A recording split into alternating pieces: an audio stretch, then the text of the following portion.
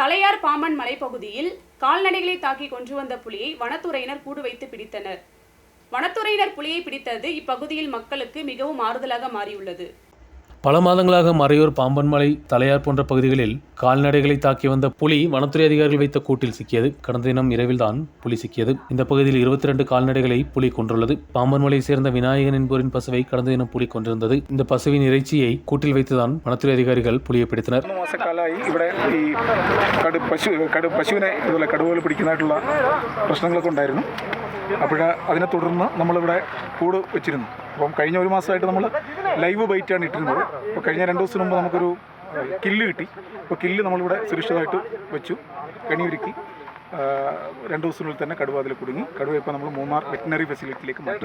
2 வருடத்திற்கிடையே இந்த பகுதியில் 22 கால்நடைகள் புலியால் கொல்லப்பட்டுள்ளன. இதில் 18 கால்நடைகள் கடந்த 3 மாதத்தில் கொல்லப்பட்டுள்ளன. கால்நடைகள் தொடர்ந்து கொல்லப்படுவதோடு தோட்ட தொழிலாளிகள் எதிர்ப்பு தெரிவித்துள்ளனர். தொழிலாளிகளின் கோரிக்கையின்படி 1.5 மாதத்திற்கு முன்பு வனத்துறை இங்கு கூடு வைத்தது. கூடு வைத்த பின்பு 3 கால்நடைகளை புலி தாக்கி கொன்றது. பகுதி மக்கள் மற்றும் தொழிலாளிகளுக்கு துயரமாக மாறிய புலி பிடிபட்டதோடு இப்பகுதியில் நிலவி வந்த பயத்திற்கு தீர்வு கிடைத்துள்ளது. பிடித்த புலியை வனத்துறை அதிகாரிகள் பரிசோதித்த பின்பு பாதுகாப்பான இடங்களுக்கு மாற்றும் நடவடிக்கைகள் தொடங்கப்பட்டது. News bureau, Maraiyur.